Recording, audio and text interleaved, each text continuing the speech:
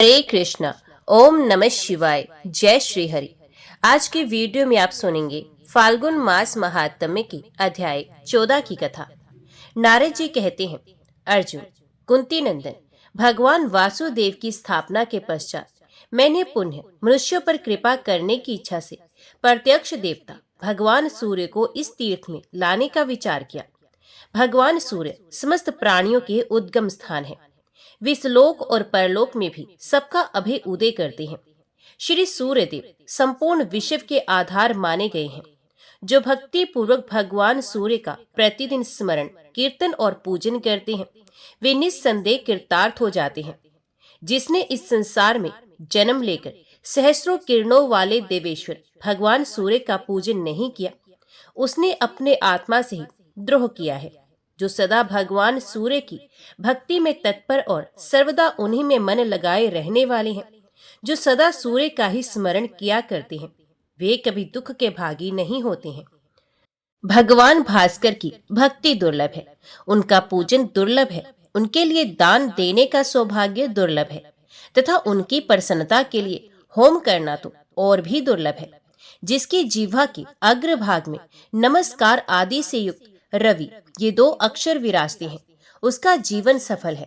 इस प्रकार भगवान सूर्य के बड़े भारी महात्म्य का चिंतन करके मैंने पूरे 100 वर्ष तक भक्ति पूर्वक सूर्यदेव की आराधना की। मैं वायु पीकर रहता और सूर्य संबंधी वैदिक मंत्रों के विशुद्ध जप से भगवान सूर्य की स्तुति किया करता था। तब अत्यंत तेज के कारण जिनकी ओर देखना बहुत कठिन है, उन भगवान सूर्य ने योग बल से दूसरी मूर्ति धारण करके आकाश में आकर मुझे प्रत्यक्ष दर्शन दिया। तब मैंने हाथ जोड़कर भगवान को नमस्कार किया और सामवेद के विविध मंत्रों द्वारा उनका स्तवन भी किया। इससे प्रसन्न होकर वर देने वाले भगवान सूर्य ने कहा, देवऋषि, तुमने दीर्घ काल तक तपस्या के द्वारा मेरी आराधना की है, अब कोई अभीष्ट वर मांगो।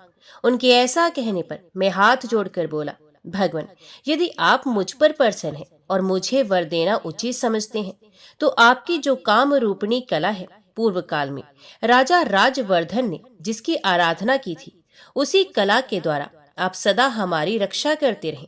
तदंतर भगवान सूर्य ने संतुष्ट होकर जब तथास्तु कह दिया, तब मैंने इस तीर्थ में भट्ट आदित्य के नाम से उनकी स्थापना की। मुझ भट्ट के द्वारा स्थापित होने के कारण भगवान सूर्य का उक्त नाम प्रसिद्ध हुआ। तत्पश्चात फूलों से भलीभांति पूजा करने पर मूर्ति में भगवान सूर्य का आवेश हुआ। ये देख मेरा संपूर्ण अंग भक्ति रस के उद्रेक में डूब गया और मैंने संपूर्ण वेदों के रहस्यभूत 108 नामों द्वारा सूर्यदेव का स्तवन किया। इस स्तुति से प्रसन्न होकर भगवान सूर्य ने मुझसे कहा, देवऋषि, तुम्हारा प्रिय करने की इच्छा से मैं अपनी एक कला द्वारा सदा इस स्थान में निवास करूंगा।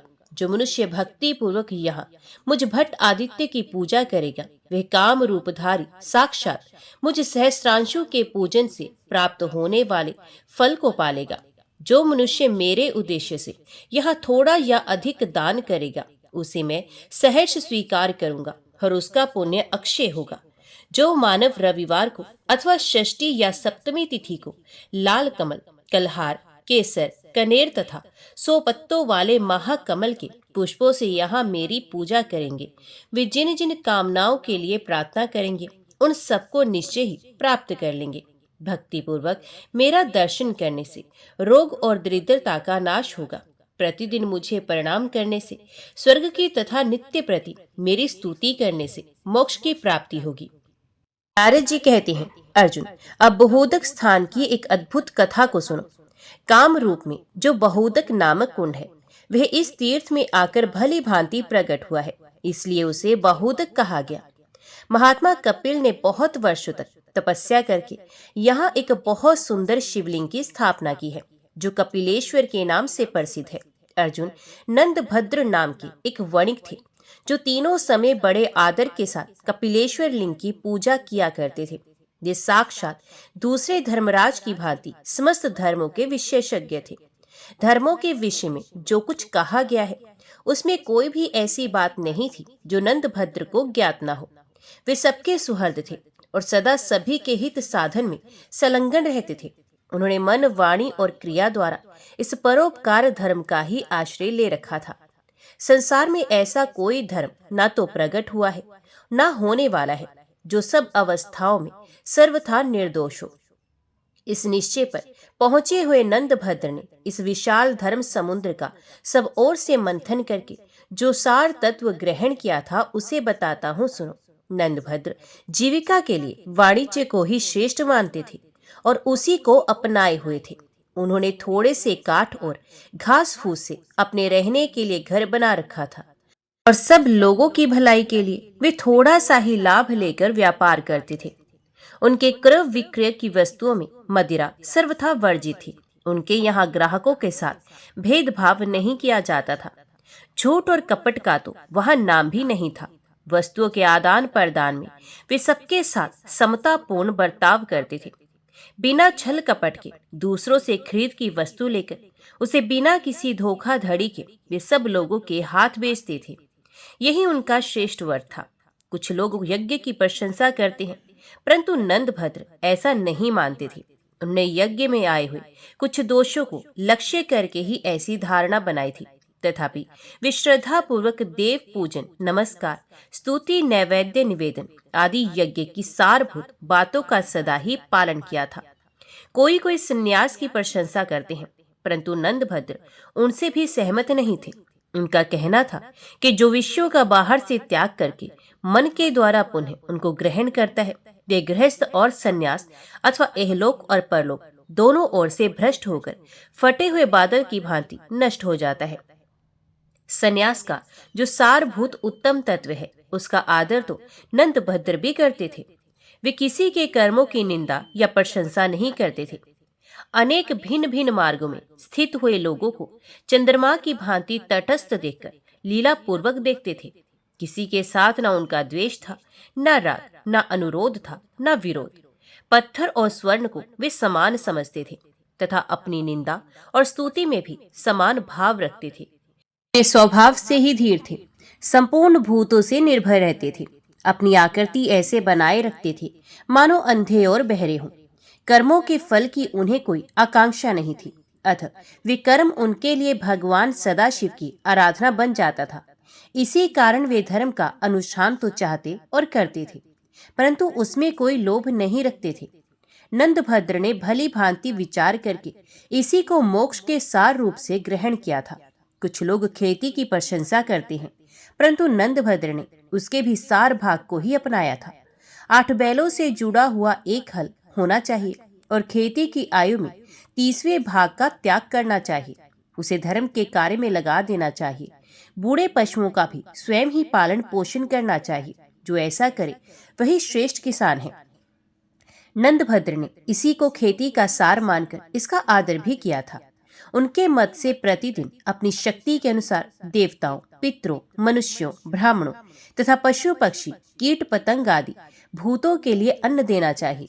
सदा इन सबको देकर ही स्वयं भोजन करना उचित है। कुछ लोग ऐश्वर्य की प्रशंसा करते हैं, परंतु नंदभद्र उसे भी प्रशंसा के योग्य नहीं मानते थे, क्योंकि ऐश्वर्य के मद से उन्मत्त हो मनुष्य दूसरे मनुष्यों को दास बनाकर उनका उपभोग करते हैं। वे मनुष्यों का वध करते हैं, उन्हें बांधते हैं और बंदी बनाकर दिन रात पीड़ा देते हैं।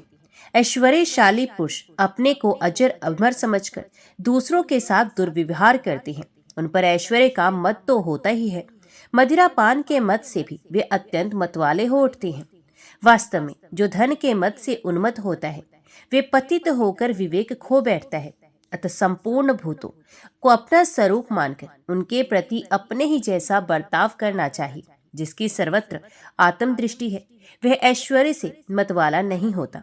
जो सबके शरीर में अपने ही जैसे सुख दुख का अनुभव करता हो, ऐसा ऐश्वर्यशाली पुरुष आज कहाँ है।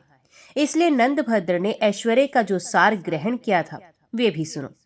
वे अपनी शक्ति के अनुसार सभी प्राणियों की सेवा करते थे, किसी की भी सेवा से विमुख नहीं होते थे। इस प्रकार इधर उधर प्रकट हुए सारभूत सदाचार का संग्रह करके बुद्धिमान नंदभद्र उसी का पालन करते थे। इस आचरण से रहने वाले साधु शिरोमणि नंदभद्र के सद्व्यवहार की देवता लोग भी सप्राह रखते थे। इंद्र आदि सब देवताओं को उनकी स्थिति देखकर बड़ा विस्मय होता था। इसी स्थान में एक शूद्र भी रहता था जो नंदभद्र का पड़ोसी था। उसका नाम तो था सत्यव्रत, किंतु वे बड़ा भारी नास्तिक और दुराचारी था। धर्मपरायण नंदभद्र पर बारंबार दोष आरोपण किया करता था और सदा उनके दोष ही ढूंढता रहता था। उसकी इच्छा थी यदि इनका कोई छिद्र देख पाऊं तो इन्हें धर्म से गिरा दूं। खोटे हृदय वाले क्रूर नास्तिकों का यह स्वभाव ही होता है कि वे अपने को तो नीचे गिराते ही हैं, दूसरों को भी गिराने की चेष्टा करते हैं। धार्मिक वृत्ति से रहने वाले बुद्धिमान नंदभद्र के वृद्ध अवस्था में बड़े कष्ट से एक पुत्र हुआ, किंतु वह चल बसा। इसे प्रारब्ध का फल मानकर उन महामती वैश्य ने शोक नहीं किया। देवता हो या मनुष्य, प्रारब्ध के विधान से कौन छूट पाता है। तदंतर नंदभद्र की प्यारी पत्नी कनका, जो अरुंधति की भांति साध्वी स्त्रियों के समस्त सद्गुणों से विभूषित तथा गृहस्थ धर्म की साक्षात मूर्ति थी, सहसा मृत्यु को प्राप्त हो गई। नंदभद्र जितेंद्रिय थे, फिर भी पत्नी के ना रहने से गृहस्थ धर्म का नाश होगा, ये सोचकर उन्हें शोक हुआ। नंदभद्र का यह अंतर देखकर सत्यव्रत को बहुत दिनों के बाद बड़ी प्रसन्नता हुई। वे हाय हाय, बड़े कष्ट की बात है, ऐसा कहता हुआ शीघ्र ही नंदभद्र के पास आया और मित्र की भांति मिलकर उनसे बोला, हाय नंदभद्र, यदि तुम जैसे धर्मात्मा को भी ऐसा फल मिला तो इससे मेरे मन में यही आता है कि यह धर्म कर्म व्यर्थ ही है। भाई नंदभद्र, मैं सदा तुमसे कुछ कहना चाहता था, किंतु तुम्हारी ओर से कोई प्रस्ताव ना होने के कारण मैंने कभी कुछ नहीं कहा, क्योंकि बिना किसी प्रस्ताव के बृहस्पति जी भी कोई बात कहे तो उनकी बुद्धि की अवहेलना होती है और उन्हें नीच पुरुषों की भांति अपमान प्राप्त होता है। मैं वाणी के 18 और बुद्धि के 9 दोषों से रहित सर्वथा निर्दोष वाक्य बोलूंगा। सूक्ष्मता, संख्या, क्रम, निर्णय और प्रयोजन, ये 5 अर्थ जिसमें उपलब्ध होते हैं उसे वाक्य कहते हैं। धर्म, अर्थ, काम और मोक्ष के उद्देश्य से जो कुछ कहा जाता है वह प्रयोजन नामक वाक्य कहा गया। यह वाक्य का प्रथम लक्षण है। धर्म, अर्थ, काम और मोक्ष के विषय में प्रतिज्ञा करके वाक्य के उपसंहार में यही वे है ऐसा कहकर जो विशेष रूप से सिद्धांत बताया जाता है वह निर्णय नामक वाक्य है। ये पहले और ये पीछे कहना चाहिए। इस प्रकार कर्म विभाग पूर्वक जो प्रस्तुत विषय का प्रतिपादन किया जाता है उसे वाक्य तत्व के ज्ञाता विद्वान कर्म योग कहते हैं। जहाँ दोषों और गुणों का यथावत विभाग करके दोनों के लिए प्रमाण उपस्थित किया जाए उसे संख्या वाक्य समझना चाहिए, और जहाँ संख्या वाक्य के विभिन्न अर्थों के अभेद देखा जाता है उस अतिशय अभेद की प्रतीति में जो हेतु है उसे ही सूक्ष्मता कहते हैं। ये वाक्य के गुणों की गणना है। अब वाणी के 18 दोषों का वर्णन सुनो। अपितार्थ, अभिन्नार्थ, अप्रवर्त, अधिक, अलक्षण, सनिग्ध, पदार्थ, अक्षर का गुरु होना, परांग, मुख, अनंत एवं असंस्कृत, त्रिवग विरुद्ध, न्यून, कष्ट शब्द, अति शब्द, व्युत्तिक, काम्यभृत, सशेष, अहेतुक तथा निष्कारण, ये वाणी के दोष हैं। अब बुद्धि के दोषों को सुनो। काम, क्रोध, भय, लोभ, दैन्य, अनार्जव, इन 6 दोषों से युक्त होकर तथा दया, सम्मान और धर्म, इन 3 गुणों से हीन होकर मैं कोई बात नहीं कहूंगा। वक्ता और श्रोता और वाक्य तीनों अविकल रहकर बोलने की इच्छा में समान अवस्था को प्राप्त हो, तभी वक्ता का अभिप्राय यथावत रूप से प्रकट होता है। बातचीत करते समय जब वक्ता श्रोता की अवहेलना करता है अथवा श्रोता ही वक्ता की अपेक्षा करने लगता है तब बोला हुआ वाक्य बुद्धि पर स्थिर नहीं चढ़ता। इसके सिवा जो सत्य का परित्याग करके अपने को अथवा श्रोता को प्रिय लगने वाला वचन बोलता है उसकी उस वाक्य में संदेह उत्पन्न होने लगता है, अतः वह वाक्य भी सदोष ही है। इसलिए जो अपने को या श्रोता को प्रिय लगने वाली बात छोड़कर केवल सत्य ही बोलता है वही इस पृथ्वी पर यथार्थ वक्ता है, दूसरा नहीं। शास्त्रों के जाल से पृथक हो मिथ्यावादों को छोड़कर केवल सत्य कहना ही मेरा व्रत है, इसलिए मैं सत्य व्रत कहलाता हूँ। मैं तुमसे सच्ची बात कहूंगा और तुम्हें भी उसे सत्य मानकर ही स्वीकार करना चाहिए। भले मानुष, जब से तुम पत्थर पूजने में लगे तब से तुम्हें कोई अच्छा फल मिला हो ऐसा मैं नहीं देखता। तुम्हारे एक ही तो पुत्र था, वे भी नष्ट हो गया। पतिव्रता पत्नी थी, सो भी संसार से चल बसी। साधु, झूठे तथा कपटपूर्ण कर्मों का ही ऐसा फल हुआ करता है। भैया, देवता कहाँ है? सब मिथ्या है। यदि होते तो दिखाई देते ना। ये सब कुछ कपटी ब्राह्मणों की झूठी कल्पना है। लोग पितरों के उद्देश्य से दान देते हैं। यह देखकर मुझे तो हंसी आती है। मेरी दृष्टि में यह अन्न की बर्बादी है। भला मरा हुआ मनुष्य क्या खाएगा? मूर्ख एवं नीच ब्राह्मण जो समस्त संसार की सृष्टि का अनेक प्रकार से वर्णन किया करता है, उसमें भी जो यथार्थ बात है उसे सुनो। संसार की सृष्टि और संहार ये दोनों बातें झूठी हैं। वास्तव में ये जगत सत्य है और इसी रूप में सदा बना रहता है। ये विश्व स्वभाव से ही सदा वर्तमान रहता है। ये सूर्य आदि ग्रह स्वभाव से ही आकाश में विचरण करते हैं। स्वभाव से ही निरंतर वायु चलती है। स्वभाव से ही मेघ पानी बरसाता है और स्वभाव से ही बोया हुआ धान्य जमता है। स्वभाव से ही पृथ्वी स्थिर है।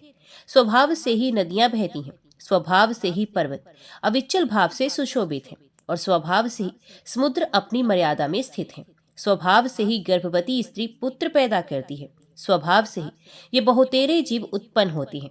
जैसे स्वभाव से ही लोग टेढ़े होते हैं, ऋतु के स्वभाव से ही बेरों में कांटे पैदा होते हैं, उसी प्रकार स्वभाव से ही ये संपूर्ण जगत प्रकाशित होता है। इसका कोई प्रत्यक्ष दिखाई देने वाला करता नहीं है। इस प्रकार स्वभाव से ही संपूर्ण लोक स्थित है। ऐसी अवस्था में भी मूर्ख मनुष्य इस विषय को लेकर मतवाले की भांति व्यर्थ मोह में पड़ा रहता है। धूर्त लोग इस मनुष्य योनि को भी जो सबसे श्रेष्ठ बताते हैं, इसकी भी पोल खोलता हूँ, सुनो। मनुष्य योनि से बढ़कर दूसरी किसी योनि में कष्ट नहीं। मनुष्य को जो कष्ट है वे हमारे शत्रु को भी न हो। मनुष्यों के समक्ष क्षण क्षण में शोक के सहस्रों स्थान आते हैं। ये मानव योनि क्या है? बंदी गृह है। कोई बड़भागी पुरुष ही इससे छुटकारा पाता है। ये पशु पक्षी कीड़े मकोड़े बिना किसी बंधन के सुखपूर्वक विहार करते हैं। इनकी योनि अत्यंत दुर्लभ है। ये स्थावर कितने निश्चिंत है। पृथ्वी पर इन्हीं का सुख महान है। अधिक क्या कहे, मनुष्यों की अपेक्षा अन्य योनियों में उत्पन्न होने वाले सभी जीव धन्य हैं। कोई स्थावर है, कोई कीड़े हैं, कोई पतंगे हैं, कोई मनुष्य आदि जीवों के रूप में उत्पन्न हुए हैं। इसमें स्वभाव को ही प्रधान कारण समझो। पुण्य और पाप आदि तो कल्पना मात्र है। इसलिए नंदभद्र, तुम मिथ्या धर्म का परित्याग करके मौज से खाओ पियो खेलो और भोग भोगो। पृथ्वी पर बस यही सत्य है। सत्यव्रत के इन वाक्यों से जो अशुभ कर अयुक्ति संगत तथा असमंजस थे, महाबुद्धिमान नंदभद्र तनिक भी विचलित नहीं हुए। वे शोभ रहित समुद्र की भांति गंभीर थे। उन्होंने हंसते हुए उत्तर दिया, सत्यव्रत जी, आपने जो ये कहा कि धर्मनिष्ठ मनुष्य सदा दुख के भागी होते हैं, वे झूठ है। हम तो पापियों पर भी बहुत तेरे दुख आते देखते हैं। संसार बंधन जनित कलेश तथा पुत्र और स्त्री आदि की मृत्यु के दुख पापी मनुष्यों के यहाँ भी देखे जाते हैं। इसलिए मेरे मत में धर्म ही श्रेष्ठ है। किसी पुण्यात्मा साधु पुरुष पर संकट आया देखकर बड़े बड़े लोग सहानुभूति प्रदर्शित करते हुए ये कहते हैं कि अहो, ये तो साधु पुरुष है, उन पर कष्ट आया, ये तो हमारे लिए बड़े दुख की बात है इत्यादि। पापियों को तो ये सहानुभूति भी दुर्लभ है। स्त्री तथा धन आदि के लोभ से जब कोई पापी लुटेरा घर में घुसता है तो आप भी उससे डर जाते हैं, उसके प्रति द्वेष का परिचय देते हैं और उसके ऊपर क्रोध भी करते हैं। ये सब व्यर्थ है। दूसरी बात जो आप ये कहते हैं कि संसार का कारण कोई महान ईश्वर नहीं, ये भी बच्चों जैसी बात है। क्या प्रजा बिना राजा के रह सकती है? इसके सिवा जो आप ये कहते हैं कि तुम झूठे ही पत्थर के लिंग की पूजा करते हो, इसके उत्तर में मुझे इतना ही निवेदन करना है कि आप शिवलिंग की महिमा को नहीं जानते। ठीक उसी तरह जैसे अंधा सूर्य के स्वरूप को नहीं जानता, ब्रह्मा आदि समस्त देवता, बड़े बड़े समृद्धिशाली राजा, साधारण मनुष्य तथा मुनि भी शिवलिंग की पूजा करते हैं। उनके द्वारा स्थापित किए गए शिवलिंग उन्हीं के नाम से अंकित एवं प्रसिद्ध हैं। क्या ये सब के सब मूर्ख ही थे और अकेले आप सत्यव्रत जी ही बुद्धिमानी का ठेका लिए बैठे हैं? भगवान विष्णु राम ने युद्ध में रावण को मारकर समुद्र के किनारे रामेश्वर लिंग की स्थापना की। क्या वे झूठा है? प्राचीन काल में इंद्र ने वृत्तासुर का वध करके महेंद्र पर्वत पर शिवलिंग को स्थापित किया, जिससे वृत्त व्रत के पाप से मुक्त होकर इंद्र आज भी स्वर्गलोक में आनंद भोगते हैं। चंद्रमा ने पश्चिम समुद्र के तट पर प्रभास क्षेत्र में भगवान सोमनाथ की स्थापना करके आरोग्य लाभ किया यमराज और कुबेर ने काशी में, गरुड़ और कश्यप ने सहन पर्वत पर तथा वायु और वरुण ने नैमिषारण्य क्षेत्र में शिवलिंग को स्थापित किया है, जिससे वे सदा आनंद मगन रहते हैं। इसी स्तंभ तीर्थ में भगवान सकंद ने कुमारेश्वर लिंग की स्थापना की है। क्या वे समस्त पापों का नाशक नहीं है? इसी प्रकार अन्य देवताओं, राजाओं और मुनियों ने जो जो शिवलिंग स्थापित किए हैं, उनकी गणना करने में मैं असमर्थ हूँ। भूलोकवासी, स्वर्गलोकवासी और तथा पाताल निवासी भी शिवलिंग के पूजन से तृप्त होते हैं। आप जो ये कहते हैं कि देवता नहीं है, और यदि हैं तो कहीं दिखाई क्यों नहीं देते? आपके इस प्रश्न से मुझे बड़ा आश्चर्य हो रहा है। जैसे दरिद्र लोग द्वार द्वार जाकर कुल्थी मांगते हैं, उसी प्रकार क्या देवता भी आपके पास आकर याचना करें? भैया, आप बड़े बुद्धिमान हैं। आप जो चाहते हैं उसकी सिद्धि तो आपके गुरु ही कर सकते हैं। यदि आपके मत में सब पदार्थ स्वभाव से ही सिद्ध होते हैं, तो बताइए, कर्ता के बिना भोजन तैयार क्यों नहीं हो जाता? इसलिए जो भी निर्माण कार्य है, यह अवश्य किसी न किसी कर्ता का ही है। जिस पदार्थ में जितनी निर्माण शक्ति विधाता ने भर दी, वे वैसा ही है। और आपने जो ये कहा है कि पशु आदि प्राणी ही सुखी तथा धन्य है, यह बात आपके सिवा और किसी ने ना तो कही है और ना ही सुनी है। तमोगुणी और अनेक इंद्रियों से रहित जो पशु पक्षी आदि प्राणी हैं तथा उनके जो कष्ट हैं, वे भी यदि सप्रहन्य और धन्य है, तो संपूर्ण इंद्रियों से युक्त मनुष्य श्रेष्ठ और धन्य क्यों नहीं? मैं तो समझता हूँ कि आपका जो ये अद्भुत सत्य व्रत है, इसे आपने नर्क जाने के लिए ही संग्रह किया है। आपने पहले ही जो आडंबर पूर्ण भूमिका बांधकर अपने ज्ञान का परिचय देना आरंभ किया है, उसी में आपके इन वचनों की सारहीनता व्यक्त हो गई है। क्योंकि मायावी लोग जब बोलने लगते हैं, तब उनकी बातें आडंबर से आच्छादित होती हैं। आपने प्रतिज्ञा तो की थी कुछ और कहने के लिए, परंतु कह डाला कुछ और ही।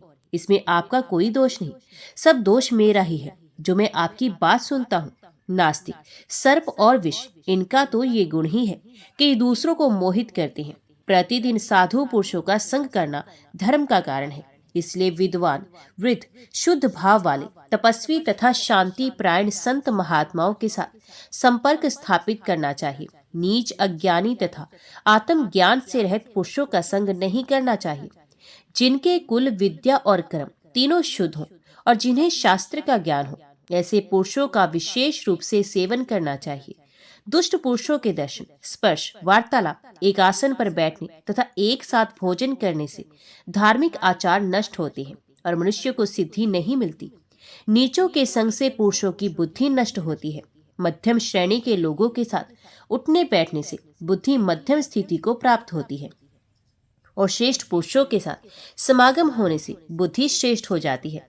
इस धर्म का स्मरण करके मैं पुनः आपसे मिलने की इच्छा नहीं रखता, क्योंकि आप सदा ब्राह्मणों की ही निंदा करती हैं। वेद प्रमाण है, स्मृतियां प्रमाण है तथा धर्म और अर्थ से युक्त वचन प्रमाण है, परंतु जिसकी दृष्टि में ये तीनों ही प्रमाण नहीं, उसकी बात को कौन प्रमाण मानेगा?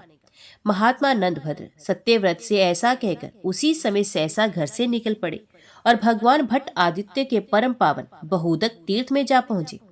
तदंतर परम बुद्धिमान नंदभद्र बहुदक कुंड के तट पर वर्तमान कपिलेश्वर लिंग की पूजा करके प्रणाम पूर्वक हाथ जोड़कर भगवान के आगे खड़े हुए। संसार के चरित्रों से उनके मन में कुछ दुख हो गया था, इसलिए उन्होंने दुखी होकर ये गाथा गाई। यदि संसार की सृष्टि करने वाले भगवान सदाशिव को मैं देख पाऊं, तो अनेक प्रश्नों के साथ उनसे तुरंत ये प्रश्न करूंगा कि भगवान, क्या आपके उत्पन्न किए बिना ही ये अनेक रूपों में उपलब्ध होने वाला निरीह संसार भरता चला जा रहा है? आप चेतन हैं, शुद्ध हैं, राग आदि दोषों से रहित हैं, तो भी आपने जो अखिल विश्व की सृष्टि की है, उसे अपने समान ही चेतन, विशुद्ध एवं राग आदि दोषों से रहित क्यों नहीं बनाया? क्यों जड़ बना दिया? आप तो निर्वैर और समदर्शी हैं। फिर आपका बनाया हुआ ये जगत सुख दुख और जन्म मरण आदि से कलेश क्यों पा रहा है? संसार के ऐसे चरित्र से मैं मोहित हो गया हूँ, अतः अब किसी दूसरे स्थान पर नहीं जाऊंगा, भोजन नहीं करूंगा और पानी भी नहीं पीऊंगा। उपर्युक्त बातों का चिंतन करता हुआ मृत्यु पर्यंत यहीं खड़ा रहूंगा। इस प्रकार विचार करते हुए नंदभद्र वहीं खड़े रहे। तत्पश्चात उसके चौथे दिन कोई 7 वर्ष का बालक पीड़ा से पीड़ित होकर बहुदक के सुंदर तट पर आया। वे बहुत ही दुर्बल तथा गलित कुष्ठ का रोगी था उसे पग पग पर पीड़ा के मारे मूर्छा आ जाती थी। उस बालक ने बड़े कलेश से अपने को संभाल कर नंदभद्र से कहा, अहो, आपके तो सभी अंग सुंदर हैं और स्वस्थ हैं, फिर भी आप दुखी क्यों हैं? उसके पूछने पर नंदभद्र ने अपने दुख का सब कारण कह सुनाया। ये सब सुनकर बालक ने दुखी होकर कहा, अहो, इस बात से मुझे बड़ा भयंकर कष्ट हो रहा है। विद्वान पुरुष भी अपने कर्तव्य को नहीं समझ पाते। जिसका शरीर संपूर्ण इंद्रियों से युक्त और स्वस्थ है, वे भी व्यर्थ मरने की इच्छा रखता है। जहाँ राजा खटवांग ने 2 ही घड़ी में मोक्ष का मार्ग प्राप्त कर लिया, उसी भारतवर्ष को आयु रहते कौन त्याग सकता है? मैं तो अपने को ही दृढ़ मानता हूँ, क्योंकि मेरे माता पिता कोई नहीं, मुझ में चलने की भी शक्ति नहीं, तथापि मैं मरना भी नहीं चाहता। धैर्यवान को सभी लाभ प्राप्त होते हैं, ये श्रुति का वचन सत्य है। आपको तो श्रुति के इस कथन से संतोष धारण करना ही उचित है, क्योंकि आपका ये शरीर अभी दृढ़ है।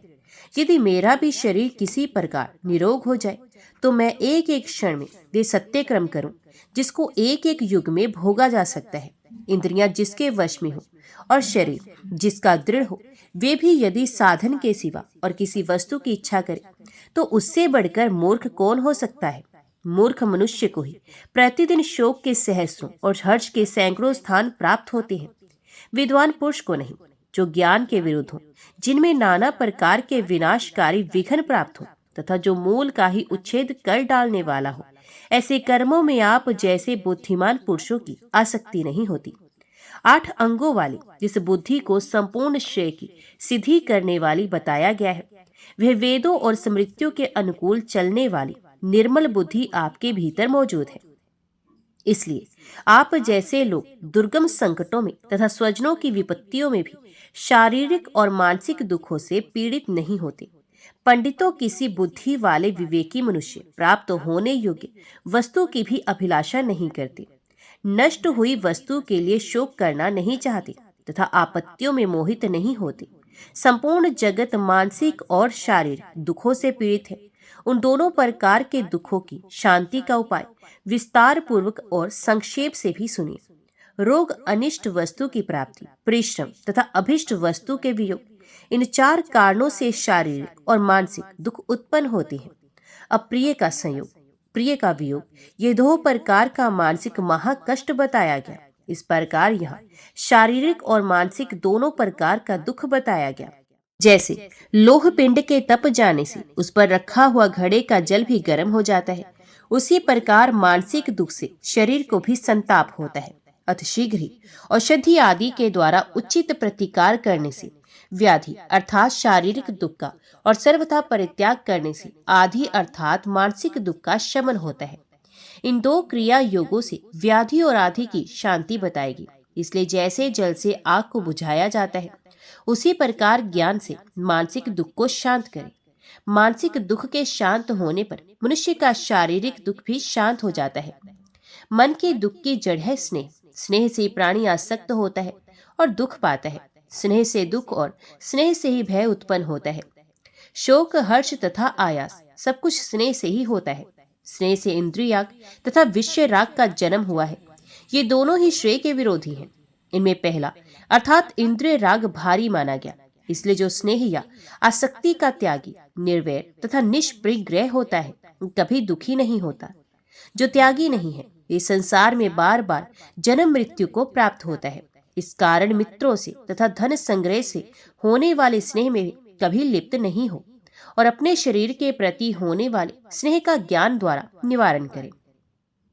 ज्ञानी, सिद्ध, शास्त्रज्ञ और जितात्मा, इनमें स्नेह जनित आसक्ति नहीं होती। ठीक वैसे ही जैसे कमल के पत्तों में पानी नहीं सटता, राग के वशीभूत हुए पुरुष को काम अपनी ओर खींचता है, फिर उसके मन में भोग की इच्छा उत्पन्न होती है। उस इच्छा से ही तृष्णा या लोभ की उत्पत्ति होती है। तृष्णा सबसे बढ़कर पापिष्ट और सदा उद्वेग में डालने वाली मानी गई है। इसके द्वारा बहुत से अधर्म होते हैं। तृष्णा का रूप भी बड़ा भयंकर है। ये सबके मन को बांधने वाली है। खोटी बुद्धि वाले पुरुषों के द्वारा बड़ी कठिनाई से जिसका त्याग हो पाता है, जो इस शरीर के वृद्ध होने पर भी स्वयं बूढ़ी नहीं होती तथा जो प्राणांतकारी रोग के समान है, उस तृष्णा का त्याग करने वाले को ही सुख मिलता है। तृष्णा का आदि और अंत नहीं है। जैसे लोहे के मैल लोहे का नाश करती है, उसी प्रकार तृष्णा मनुष्यों के शरीर के भीतर रहकर उनका विनाश करती है। नंदभद्र बोले, शुद्ध बुद्धि वाले बालक, ये क्या बात है कि पापी मनुष्य भी निरापद होकर स्त्री और धन के साथ आनंद मगन देखे जाते हैं। बालक ने कहा, ये तो बहुत स्पष्ट है। जिन्होंने पूर्व जन्मों में तामसिक भाव से दान दिया, उन्होंने इस जन्म में उसी दान का फल प्राप्त किया, परंतु तामस भाव से जो कर्म किया गया उसके प्रभाव से उन लोगों का धर्म में कभी अनुराग नहीं होता। ऐसे मनुष्य पुण्य फल को भोगकर अपने तामसिक भाव के कारण नरक में ही जाते हैं, इसमें संदेह नहीं। इस संशय के विषय में मार्कंडेय जी ने पूर्व काल में जो बात कही है, ये इस प्रकार सुनी जाती है। एक मनुष्य ऐसा है जिसके लिए इस लोक में तो सुख का भोग सुलभ है, परंतु परलोक में नहीं। दूसरा ऐसा है जिसके लिए परलोक में सुख का भोग सुलभ है, किंतु इस लोक में नहीं। तीसरा ऐसा है जिसके लिए इस लोक में और परलोक में भी सुख भोग प्राप्त होता है। और एक चौथे प्रकार का मनुष्य है जिसके लिए ना तो इस लोक में सुख है और ना ही परलोक में। जिसका पूर्व जन्म में किया हुआ पुण्य शेष है, उसी को वे भोगता है और नूतन पुण्य का उपार्जन नहीं करता। उस मंद बुद्धि एवं भाग्यहीन मानव को प्राप्त हुआ वह सुख भोग केवल इसी लोक के लिए बताया गया है। जिसका पूर्व जन्म उपार्जित पुण्य नहीं, किंतु वह तपस्या करके नूतन पुण्य का उपार्जन करता है, उस बुद्धिमान को परलोक में सदा ही सुख का भोग प्राप्त होता है। जिसका पहले का किया हुआ पुण्य भी वर्तमान है और तपस्या से नूतन पुण्य का भी उपार्जन हो रहा है, ऐसा बुद्धिमान कोई ही कोई होता है जिसे इहलोक में और परलोक में भी सुख भोग प्राप्त होता है। जिसका पहले का भी पुण्य नहीं और इस लोक में भी जो पुण्य का उपार्जन नहीं करता, ऐसे मनुष्य को न इहलोक में सुख मिलता है न परलोक में। उस नराधम को धिक्कार है। हे महाभाग, ऐसा जानकर सब कार्यों का त्याग करके भगवान सदाशिव का भजन और वर्ण धर्म का पालन करें। इससे बढ़कर दूसरा कोई कर्म नहीं जो अपने मनोरथों के नष्ट होने तथा प्राप्त होने पर भी शोक करता है, अथवा जो भोगों से तृप्त नहीं होता, वे निश्चय ही दूसरे जन्म में बंधन में पड़ता है। नंदभद्र बोले, हे बालक, आप बाल रूप में उपस्थित होने पर भी वास्तव में बालक नहीं है, बड़े बुद्धिमान है। मैं आपको नमस्कार करता हूँ। मैं बड़े विस्मय में पड़ा हूँ कि आप कौन है, यह यथार्थ रूप से जानना चाहता हूँ। मैंने बहुत से वृद्ध पुरुषों का दर्शन और सत्संग लाभ किया, किंतु उन सबकी ऐसी बुद्धि ना तो मैंने देखी ना ही सुनी। आपने तो मेरे जन्म भर के संदेह खेल खेल में ही नष्ट कर दिए, अतः आप कोई साधारण बालक नहीं, यह मेरा निश्चित मत है। बालक ने कहा, यह बड़ी लंबी कथा है, एकाग्रचित होकर सुनिए। इससे पहले 8वें जन्म में मैं विदिशा नगर के भीतर ब्राह्मण कुल में उत्पन्न हुआ था। मेरा नाम धर्मजालिक था। मैं वेद वेदांतों का तत्वज्ञ, धर्मशास्त्रों के अर्थ को जानने वाला, विद्वानों में श्रेष्ठ तथा साक्षात बृहस्पति के समान धर्मशास्त्रों का व्याख्या था। लोगों के लिए तो मैं नाना प्रकार के धर्मों का विस्तार पूर्वक वर्णन करता था, परंतु स्वयं अत्यंत दुराचारी तथा पापियों में भी सबसे बड़ा पापी राज था। मांस खाता, मदिरा पीता और पराई स्त्रियों के साथ सदा रमण करता था। झूठा, दंभी, पाखंडी, दुष्ट, लोभी, दुरात्मा और शठ, इन सभी विशेषणों से मैं विभूषित था। कभी और कहीं भी कोई सत्कर्म नहीं करता था। जाली पुरुषों की भांति लोगों को केवल जाल सिखाता था। इसलिए मेरे यथार्थ स्वरूप को जानने वाले लोग मुझे धर्म जाली कहते थे। इस प्रकार मैंने बहुत से पातक बटोरे। फिर अंत काल आने पर मृत्यु के पश्चात मैं यमलोक में गया और वहां मुझे कूटशालमली नामक नरक में गिराया गया। पुनः यमदूत मुझे अपने कुकृत्यों का स्मरण दिलाते हुए इधर उधर घसीटने लगे। मैं कभी तलवारों से काटा जाता, कभी कुत्तों से नुचवाया जाता। दशा में वहां प्रतिक्षण जीता और मरता रहा, अर्थात बार बार मूर्छित होता था। उस समय अनेक प्रकार से अपनी निंदा करता हुआ मैं बहुत वर्षों तक पड़ा रहा। धर्मराज के दूतों द्वारा पीड़ित होने पर नरक में जैसी बुद्धि होती है, वही यदि यहाँ 2 घड़ी भी रह जाए तो मनुष्य धन्य धन्य हो जाए। तदंतर अत्यंत यातना भोगने के पश्चात यमदूतों ने मुझे किसी प्रकार छोड़ा। फिर स्थावर योनि में जाकर अनेक प्रकार के कलेशों का उपभोग करके मैं सरस्वती नदी के सुंदर तट पर एक कीड़ा हुआ। कीड़े की योनि में रहते समय एक दिन मैं मार्ग में सुखपूर्वक सो रहा था। इतने में ही वहां अकस्मात आते हुए रथ की घरघराहट मुझे बड़े जोर से सुनाई दी। उस आवाज को सुनकर मैं डर गया और सहसा मार्ग छोड़कर बड़े वेग से दूर भागने लगा।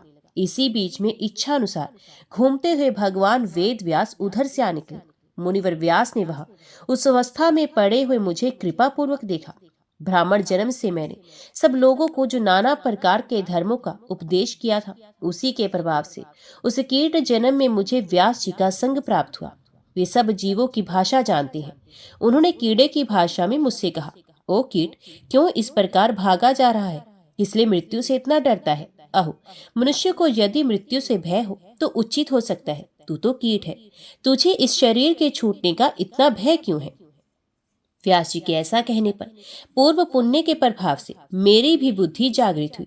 तब मैंने उन्हें इस प्रकार उत्तर दिया, विश्व वंदनीय मुनिवर, मुझे इस मृत्यु से किसी प्रकार का भय नहीं। मेरे मन में यही भय है कि इससे भी नीच योनि में ना चला जाऊं। इस कुत्सित कीट योनि से भी अधम दूसरी करोड़ों योनियां हैं, उनमें गर्भ आदि धारण की क्लेश से मुझे डर लगता है और किसी कारण से मैं भयभीत नहीं हूँ। व्यास जी बोले, कीट, तू भय ना कर। जब तक तुझे ब्राह्मण शरीर में ना पहुंचा दूंगा, तब तक सभी योनियों में शीघ्र ही छुटकारा दिलाता रहूंगा। व्यास जी के ऐसा कहने पर उन जगत गुरु को प्रणाम करके मैं पुनः मार्ग में लौट आया और रथ के पहिए से दबकर मृत्यु को प्राप्त हुआ। तत्पश्चात कोए और स्यार आदि योनियों में मैं जब जब उत्पन्न हुआ, तब तब व्यास जी ने आकर मुझे पूर्व जन्म का स्मरण कराया। तदंतर बहुत सी योनियों में भ्रमण करके अत्यंत क्लेश भोगता हुआ मैं अब अंत में ब्राह्मण के घर में आकर इस मानव योनि में उत्पन्न हुआ। इसमें जन्म लेकर भी अत्यंत दुखी हूँ। जन्म से ही माता पिता ने मुझे अकेला छोड़ दिया। मेरे शरीर में गलित कोढ़ का रोग हो गया। इसके कारण मैं बड़ी भारी पीड़ा का अनुभव करता हूँ। जब मैं 5 वर्ष का हुआ, तभी व्यास जी ने आकर मेरे कान में सारस्वत मंत्र का उपदेश कर दिया। उसके प्रभाव से मुझे बिना पढ़े ही वेदों, शास्त्रों तथा संपूर्ण धर्मों का स्मरण हो गया। फिर व्यास जी ने ही मुझे ये आज्ञा दी कि तुम भगवान कार्तिकेय के क्षेत्र में जाओ और वहां महामती नंदभद्र का आश्वासन दो। इसके बाद बहुतक तीर्थ में प्राण त्याग करके महिसागर संगम के जल में अपनी हड्डियां डलवा दो। उसके बाद तुम भावी जन्म में मैत्रेय नामक श्रेष्ठ मुनि होगे। मुनि होने के पश्चात तुम्हें मोक्ष प्राप्त होगा। स्वयं व्यास जी ने इस प्रकार मुझसे कहा है, इसलिए मैं भार वाहकों की सहायता से अत्यंत क्लेश उठाकर इस तीर्थ में आया हूँ। इस प्रकार आपसे मैंने अपना सब चरित्र कह सुनाया। नंदभद्र जी, पाप इस प्रकार कष्टदायक होता है, अतः आप सदा ही उसका त्याग करें। नंदभद्र बोले, अहो, आपका यह चरित्र बड़ा अद्भुत है। इसे मेरे हृदय में पुनः धर्म के लिए 100 गुनी दृढ़ता आ गई है। परंतु आपने जो मुझे धर्म का उपदेश किया, उसके बदले में मैं आपकी कोई सेवा करना चाहता हूँ। अतः आप धर्म का स्मरण कीजिए और मुझे कोई निश्चित आदेश दीजिए। बालक ने कहा, नंदभद्र जी, मैं इस तीर्थ में 1 सप्ताह तक निराहार रहकर भगवान सूर्य के मंत्रों का जप करूंगा। तत्पश्चात शरीर त्याग दूंगा। उसके बाद आप बरकरी का तीर्थ में ले जाकर मेरे शरीर का दाह कर दीजिएगा और मेरी सब हड्डियां इसी तीर्थ में डाल दीजिएगा। इस बहुदक तीर्थ में जहां मैं प्राण त्याग करूंगा, वहां मेरे नाम से भगवान सूर्य की स्थापना भी कर दीजिएगा। भगवान सविता सर्वश्रेष्ठ देवता है। द्विजों के तो वो सर्वस्व है। संपूर्ण वेदों और वेदांगों ने भगवान सूर्य की महिमा का गान किया है। आप भी सदा इन सूर्य भगवान का भजन और इस बहुदक कुंड का सेवन करते रहें। व्यास जी के बताए अनुसार इस तीर्थ का संक्षिप्त महात्म्य भी मैं आपको बता रहा हूँ। जो मनुष्य माघ मास की सप्तमी तिथि को बहुदक तीर्थ में स्नान करके पितरों को पिंडदान देता है, उनके वे पितर अक्षय तृप्ति को प्राप्त होते हैं। बहुदक तीर्थ के किनारे पितरों के उद्देश्य से जो कुछ भी दिया जाता है, वे अक्षय होकर उनके समीप पहुंच जाता है। बहुदक कुंड में किया हुआ स्नान, दान, जप, होम, स्वाध्याय और पितृ तर्पण सब महान फल देने वाले हैं। नारद जी कहते हैं, यो कहकर वह बालक मौन हो गया और बहुदक कुंड में स्नान करके पवित्र हो तटव्रती वृक्ष के नीचे बैठकर स्वयं सूर्य मंत्रों का जप करने लगा। 7वीं रात्रि व्यतीत होने पर बालक ने प्राण त्याग दिया। फिर नंदभद्र ने बालक के कथन अनुसार ब्राह्मणों द्वारा उसके शव का विधि पूर्वक दाह संस्कार करवाया। सूर्य मंत्र के जप में लगे हुए उस बालक ने जहां प्राण त्याग किए थे, वहां नंदभद्र ने बाल आदित्य के नाम से विख्यात भगवान सूर्य की प्रतिमा स्थापित की। जो बहुदक में स्नान करके बाल आदित्य का पूजन करता है, उस पर भगवान सूर्य प्रसन्न होते हैं और वे मोक्ष का उपाय प्राप्त करता है। तदंतर नंदभद्र ने भी दूसरी स्त्री से विवाह करके उसके गर्भ से अपने ही समान अनेक पुत्र उत्पन्न किए। वे सदा भगवान शिव तथा सूर्य की उपासना में लगे रहे। अंत में उन्होंने भगवान शिव का सारूप्य प्राप्त किया, जिससे फिर इस संसार में लौटना नहीं होता।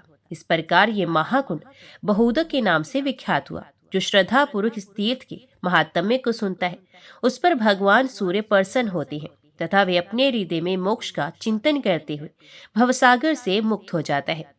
ओम नमः शिवाय। हर हर महादेव।